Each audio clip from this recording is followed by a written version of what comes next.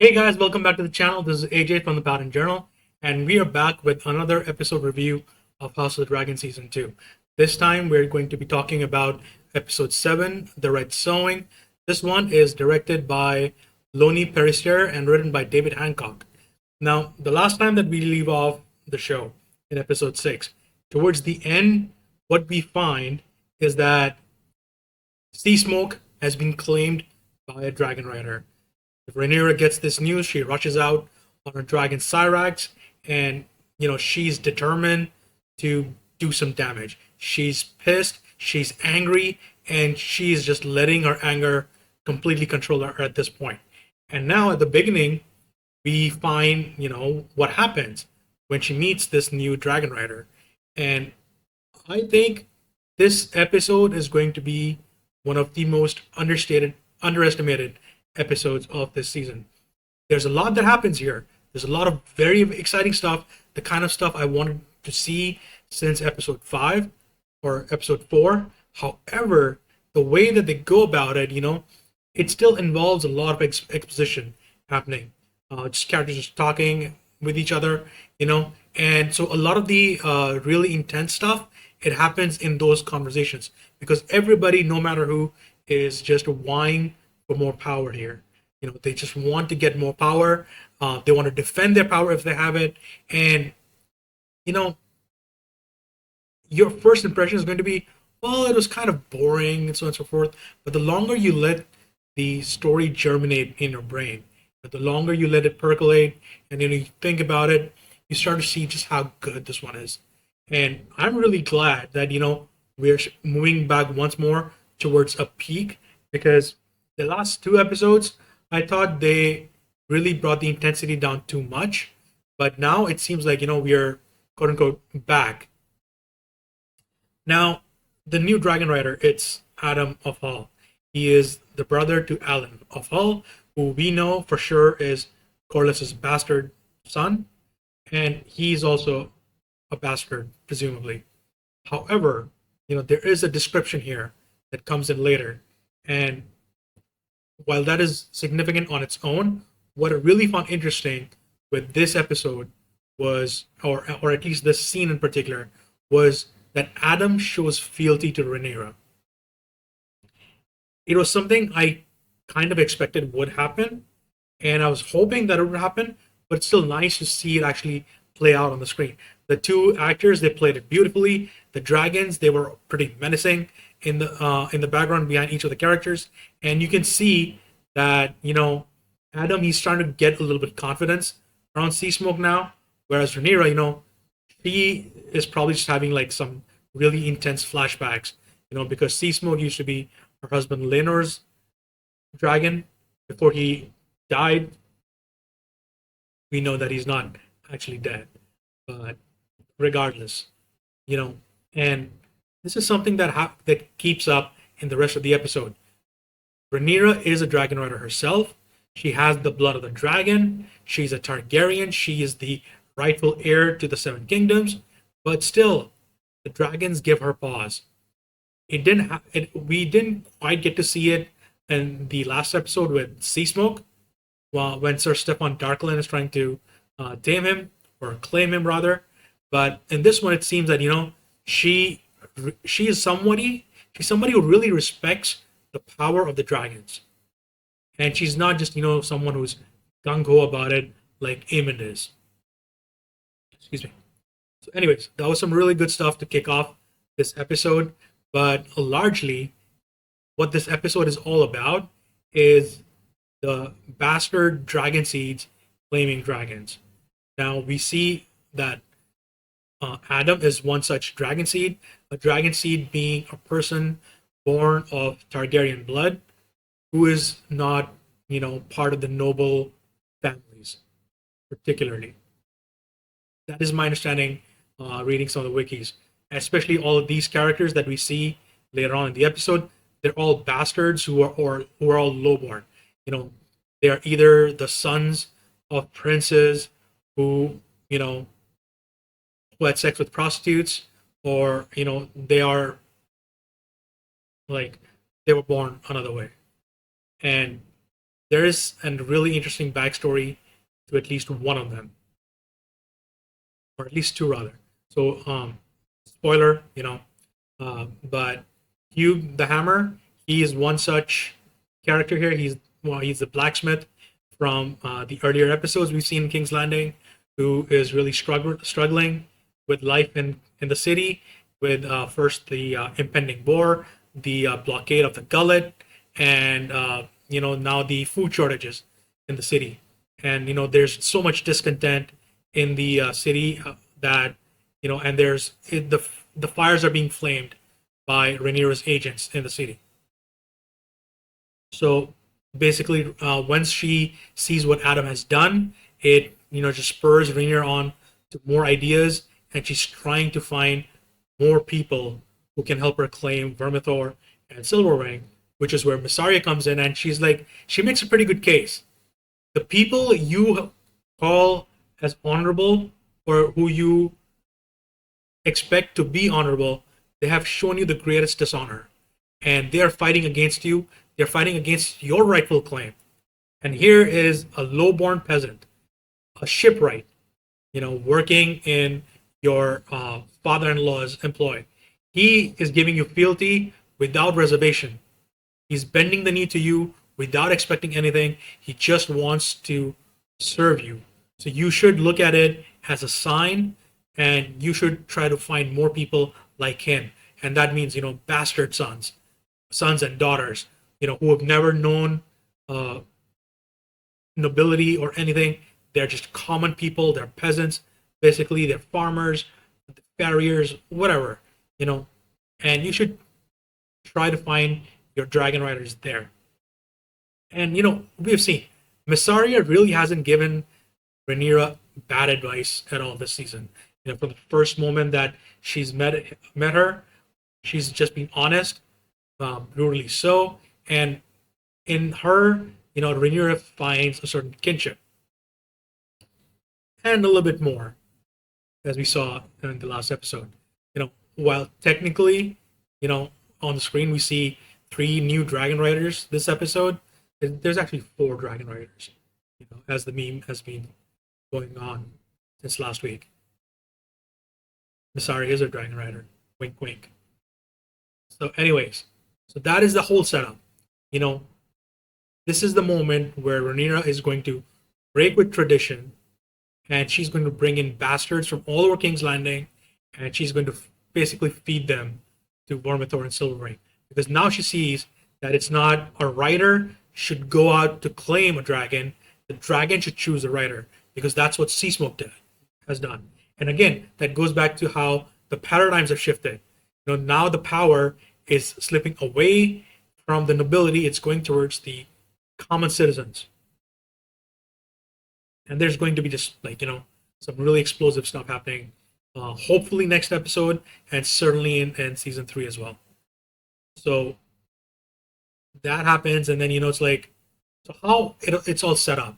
They're all brought to Dragonstone, and then basically Rhaenyra's she takes all of them to Vermithor, and she's like, "This is Vermithor. Go ahead and claim him." And so what I really find interesting here is that Rhaenyra basically sends them without any kind of training. As we saw in the last episode, when Sir Stefan is sent in, there are there's 3 dragon tamers with him, and they're helping him, speak to Seasmoke. He has been given instruction in the use of some of the High Valyrian words, and so on and so forth. But in this episode, Rhaenyra doesn't do any of it. It's a particularly, a tough decision for her, I believe, because just before she takes all these bastards to Vermithor, the dragon tamers show up, and they're like, "What you're doing is sacrilege. The dragons are like gods. They're the last magic of old Valyria. We don't support what you're doing, and we're not going to take part in any of it." And you can tell that she's caught wrong-footed here, right? But as she tells Jace earlier in the episode, she has no choice. This has to be done. And, this is the last chance they have to stop a bloody war, because As long as she has the more powerful dragons and a whole bunch of them, the greens can be contained. They don't have dragons to match all of them combined. Cyrax with Rhaenyra, Vermithor and Silverwing, and then Caraxes with Daemon. And of course, the dragons that Jacaerys and Bela are also controlling. So they can have their whole army, as Daemon proclaimed in the last season, you know, they literally have more dragons than the Greens. And they can find more dragons out in the wild as well. It's pretty easy for them. So they just need to find dragon riders and then, it's like this. So it's particularly important that, uh, Rhaenyra doesn't give them much instruction, like I said. And she's like, let the dragon choose. Whoever survives, whoever makes it, fine. If not, then she'll come up with another way, basically. But, you know, also in this, going back to what I said when she's talking to Jace before this scene, this whole sequence, you know, Jace resents what's going on with Adam, and he thinks that his claim might get diluted because now anybody can claim a dragon, right? They don't know. None of them know that Adam probably has some Targaryen blood in it, because as we see, the news is broken to the small council by Rhaenyra's Grand Maester, and Corlys is like, huh? So he's a shipwright, is it? Hmm. I think I can guess who it is. And he goes to see Adam. He recognizes him. There's a bit of like cold dialogue between the two, and then you know he goes back to Driftmark and he seeks out Alan Hull.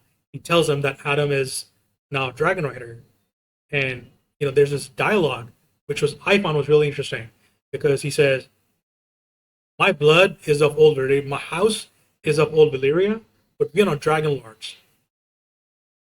Which is something that I'd forgotten from the last season. And he's like, he tells Alan, "I didn't know your mother's heritage.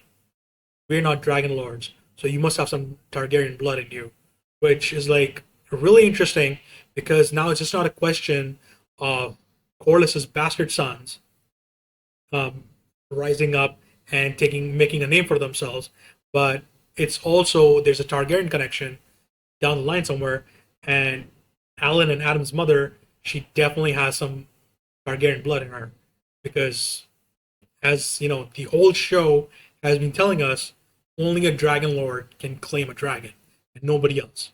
So you need to have Targaryen blood in you in some way to have that, and it makes sense with Corlys. He's not a dragon lord. He's not a dragon rider because he married Rhaenys, who is a full-blooded Targaryen. Well, not full-blooded, but she has direct Targaryen blood in her.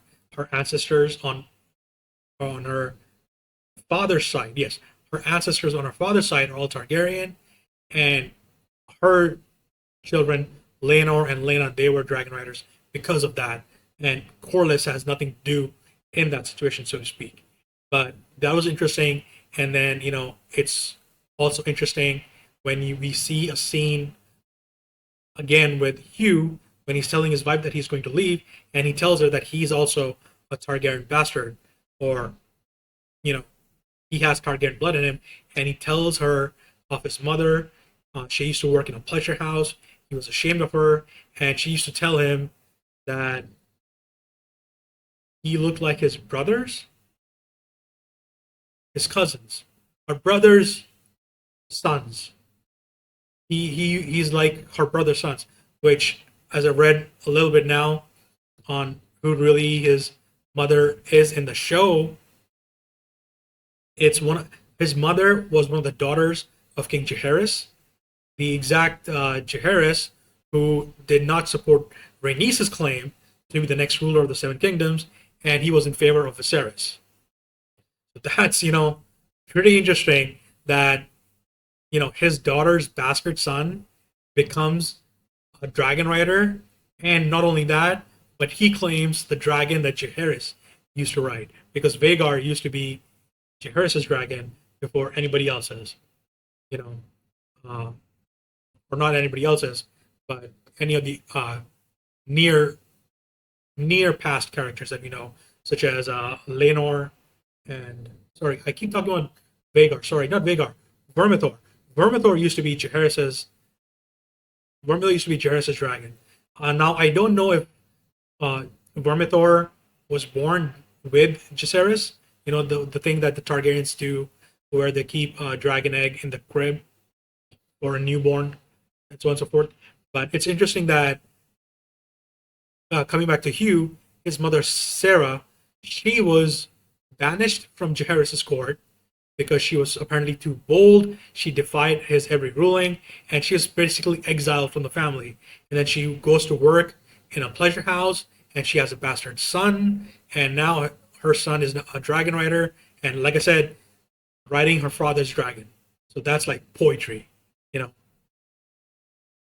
And it kind of serves Jaehaerys right because while he was a long-lived king, having survived two of his sons and everything, and he kept the realm together throughout his life, but he made so many mistakes. Not the least being the mistakes he made with Sarah and then with Rhaenys. So sorry for going off on all those tangents, but bloodline absolutely matters in House of Dragon. We know that it matters as well in Game of Thrones, but it's not as a strong a motivator as it is in House of Dragon because everything comes to who has the better claim and who has been chosen as the next heir, and it ties into Jace's own issues with his own identity and with how he feels right now because he's been called a bastard all his life, but he's the bastard of two nobles. Sir Harwin Strong, well, he wasn't part of the Targaryen family, or he wasn't part of one of the major houses of the Seven Kingdoms. He was still a noble. He was a knight. You know, his father used to be the Lord of Harrenhal, which it's a pretty important post to have because uh, Harrenhal is the largest castle in the entire Seven Kingdoms, and it's supposed to command great wealth. But all the same, he's like if we consider the tiers of the different noble houses, you have the ruling family at the top, which is the Targaryens. Then you have all the other major houses of each of the seven kingdoms, and then you have the secondary houses, like you have the Boltons, you have the High Towers, and then you have here you have the Strongs. So Jace is really struggling, and his scene with his mother, where he is trying to challenge her on bringing all these bastards to Dragonstone to compete for a dragon, you know, I felt really bad for Jace. You can see that he's finally, exposing his inner feelings because he's been strong for all these last few episodes, ever since King Viserys died, especially. And he's been trying to hold it all together. But now, his mother's off doing her own thing, and he feels he doesn't really have her confidence anymore. And now, with all this happening, he feels that he may have to one day defend his claim amongst the nobles of Westeros, and he doesn't really want that.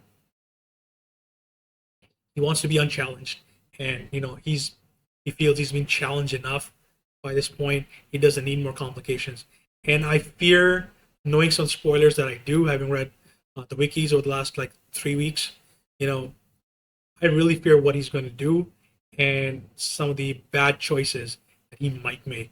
Because of course, the show can be a little different than what's in the established canon with the books and so on and so forth. But I'm really feeling for Jace here, and I feel that you know his end, whenever it comes, I think it's going to be really tragic, and he's going to be in a really bad headspace for that. Which of course brings us all to Vermithor just being this like really angsty teenager kind of dragon. He's supposed to be the second largest dragon in the world right now, second only to Vhagar, and Vhagar herself is only second to how large Valerian the Black Dread was when Aegon rode him during his conquest of Westeros. So, Vermithor, he doesn't care at all. He sees all this assembled food in front of him and he feasts. In King's Landing, you know, the soldiers are bringing in sheeps by the cartloads to feed Vagar. Here, here, Vermithor is Rhaenyra's like, here, Vermithor, I've got you 100 bastards. Take your pick. You want one of these to be your dragon rider? Go ahead. And Vermithor's like, thank you, my queen. And he's just like, he's brutal. Man, this is a dragon in an enclosed space. Something we've now not really seen up until this point, as far as I can remember. Before, all dragons have usually, at least when they're like of a sufficient size, they're all, it's all being set in the open world, in fields, in the skies, and during large battles and all of that. But here, this is Vermithor within the Dragon Mount, I believe it's called, whatever the Dragon Pit on Dragonstone is, and he's just like angry, and he's hungry, and I thought it was really well done scene by and large. They really split a lot of the characters up. One of the important ones is Ulf, who claims to be a Targaryen, possibly, some kind of bastard son of Jaehaerys or something. I forget it. I think it might have been mentioned in like episode 2 or 3. It's been a while since I've read it. Sorry. And then he is one of the other dragon riders that we see. He finds, or he discovers Silverwing. I think he stepped in one of the clutches of dragon eggs that Silverwing had spawned, and he breaks one of them. I think that's what that scene was. And Silverwing is just sleeping there, wakes up, sees him, plays with him a little bit, and then just like submits. So it's like, okay, don't really know what's going on, but Ulf, I think, is a really, really stupid character. He's made some really tall claims before. He may or may not be a Targaryen bastard. He claims he is, but it's like, when he hears that there's a call for all the bastards to go to Dragonstone, he doesn't want to go. And he's called out by his so-called friends, and they're like, "Did you lie to us?" And he's like, "No, no, no, I didn't lie. I didn't lie. I'll go. I'll go." So it's like something's going on. I fully expected him to die, but the dude survives, and he claims Silverwing,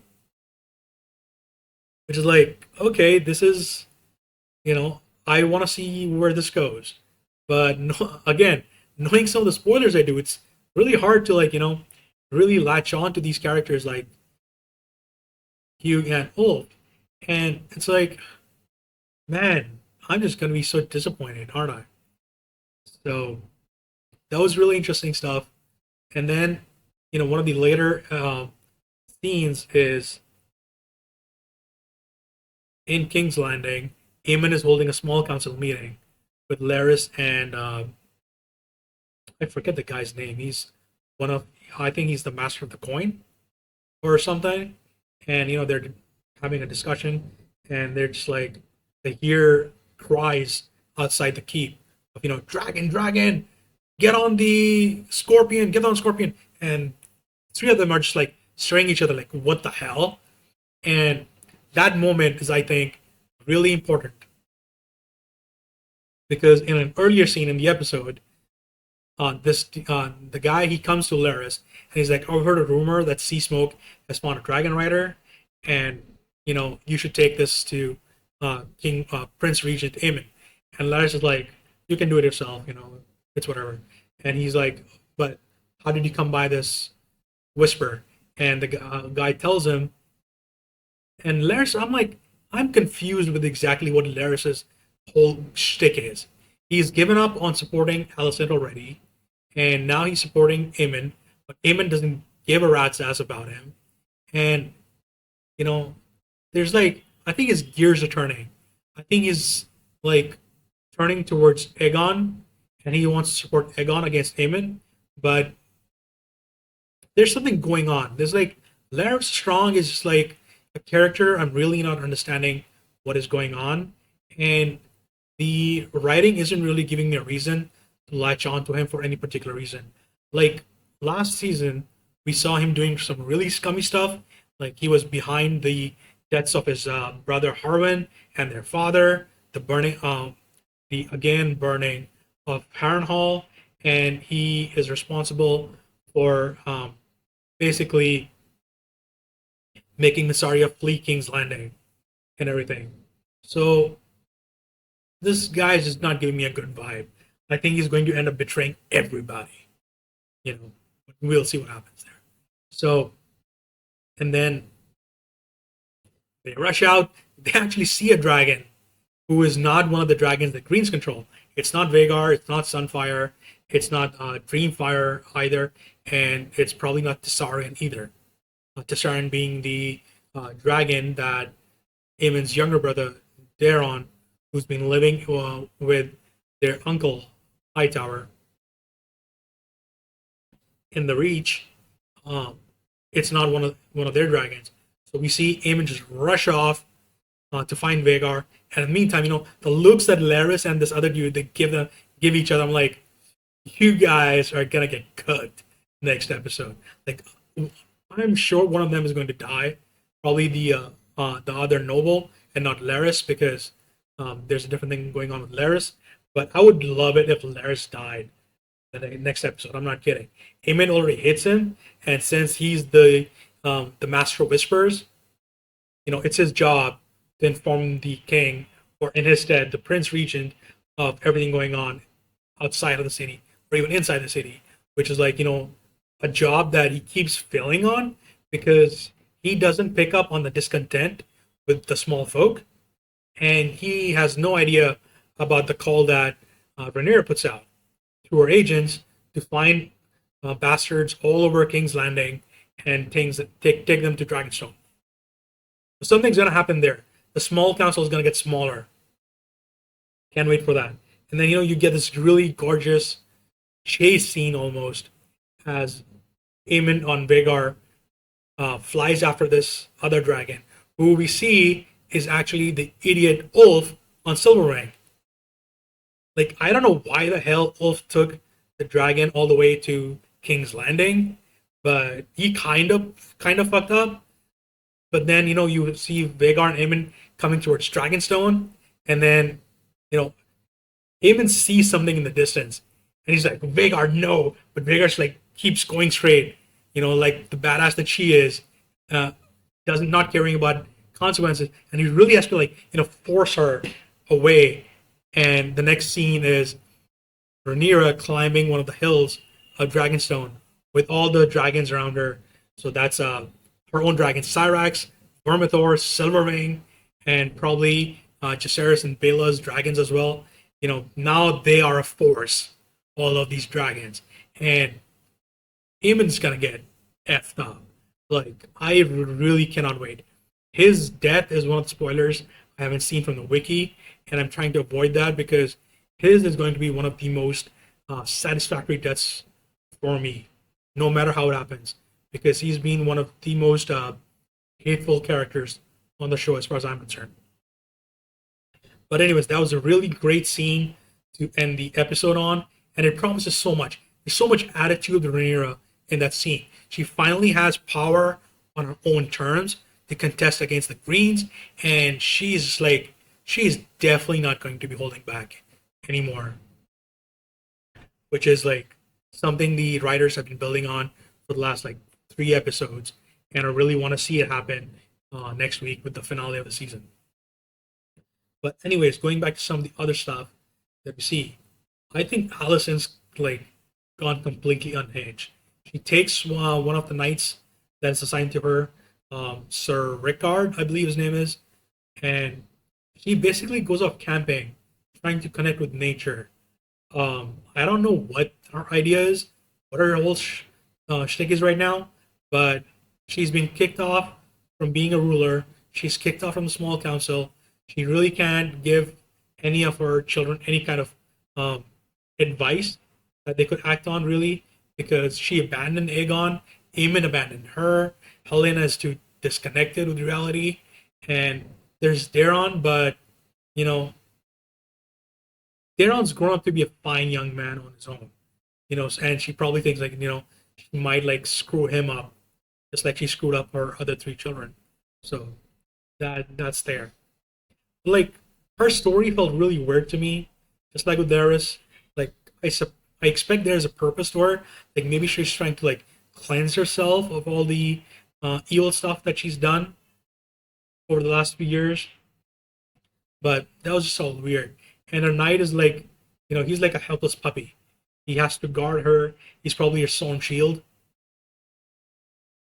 with Kristen Koloff waging war. He's her new sworn shield, and he just like you can feel that he really wants to talk some sense into her, but she's the queen dowager. She's probably not gonna listen to him, and he probably thinks better of it too. But I think one of the really best highlights of this episode was the Harrenhal story. Now I know I've been pretty much down on it for like 3 episodes, 4 episodes now, but this one we had some really serious momentum for all the characters involved. Damon, Oscar Tully, um, Willem Blackwood, even Sir Simon Strong. Because as we see in the last episode, the Lord of House Tully, uh, Lord Grover, he's dead, and he's succeeded by his grandson Oscar, who's just a young kid, and that kid comes in with like all the ego in the world, all the arrogance, all the sass in the world, and he's like, Damon, you are a screwed up person. You have not comported yourself well, sir, and I'm going to teach you a lesson. And the kid is giving like so much sass all over the screen, and really reminds you of Lyanna Mormont from Game of Thrones in the last two, last 3 seasons, last 3 seasons. But he's like a few steps above that even because he's not facing down a Stark bastard and a Stark princess. He's facing down one of the greatest swordsmen in the kingdom right now, Daemon Targaryen. You know, he's a brutal, he's a brutal warrior. He has no morals, so on and so forth. Blah blah, and he really stands up to him. The whole idea of the River Lords gathering in Harrenhal is so that Daemon can take their allegiance for Rhaenyra and raise an army in her name. Although he still is conflicted about that, especially since he gets another like scene with Viserys. But I really like that stuff. I actually kind of felt bad for Daemon because Harrenhal has worked its dark magic on him. He's done some really dark shit, stuff that it's probably he would have considered beyond him even though he's like he's a pretty brutal guy all on his own. But Harrenhal has made him worse, and now he has to you know account for his actions, at least in some way. And the way it all happens, I wasn't really expecting it to go down that way. But that guy, Oscar Tully, man, that guy has some cojones, and he doesn't back down from a fight. He is gathered in front of 20 different lords of the Riverlands, and he has to make them follow him. Now he's just a little kid. Everybody else is older than him. Even Willem Blackwood is older than him. And they're men. As one of the lords says, "You are younger than one of my sons. Why should I listen to you?" And Oscar Tully, he makes a pretty damn good case for himself in this episode. So kudos to the writers for that. I think we are finally over with the morass of a story that Harold has been for the last 4 episodes, and we're finally moving towards a big scene with Damon, which I've really been wanting to see all of the season. You know, so that's good stuff. And just overall, I think this was a really damn good episode, and I got the kind of action I wanted to see.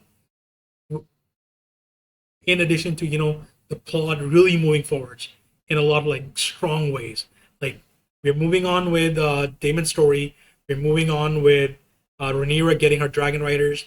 We're moving even more towards the Greens becoming disorganized with each other. They're starting to like fracture as a team, and it's kind of amazing that it's all happening with Aegon being wounded at Rook's Rest. You can kind of consider that he was kind of a glue holding everybody together, but um, those last moments with him, where he replaces Otto with Kristen Cole, he makes Laris Master Whispers, and almost dying at Rook's Rest. He screws her pretty bad, and the consequences of his actions are going to lead to Team Green becoming this really fractured alliance. Like they're all still going to work together, but now the blacks are kind of like almost the blacks are more unified than the greens at this point, and it is really nice to see how the tables have turned since the start of the season. So that's good stuff. Hoping that episode 8 next week, it's the finale. It's going to be really explosive. They really need a big action scene, whether it's the storming of the dragon pit in King's Landing or some kind of a battle between the dragons that we get to see. So everything is up in the air, and hopefully all my hopes for this season now are riding on that finale, and I really hope it's going to be good. And that's it for me for this episode. Once again, it was really good. Lots of really positive things happening. Some characters getting their comeuppance, even more. Some characters getting unglued. Some characters, finding their wits again. It was good stuff. Although I would one last point that I would like to say is that they didn't do enough with Mysaria and Rhaenyra in this episode after what happened towards the end of the last one. The romantic moment, the emotional moment they had, it really wasn't reflected in this one. And I would have liked to see that continue. So hopefully next episode they can address some of that as well, because I think it's a really interesting relationship that Rhaenyra has built for herself, and it cements further how key of an advisor Mysaria is becoming to her. And given that that the histories in the end are written by men who hated Rhaenyra, it's all the more important that the show give us even more reasons to acknowledge that Rhaenyra was kind of a really serious badass, even more than Daemon or more than anybody else. So, anyways, that's it for me. Please like the video if you like this review, and make sure to subscribe to the channel and follow me on all social media. All the links will be down in this episode description, so please check that out, and I'll see you guys next week for another episode review. Cheers, bye.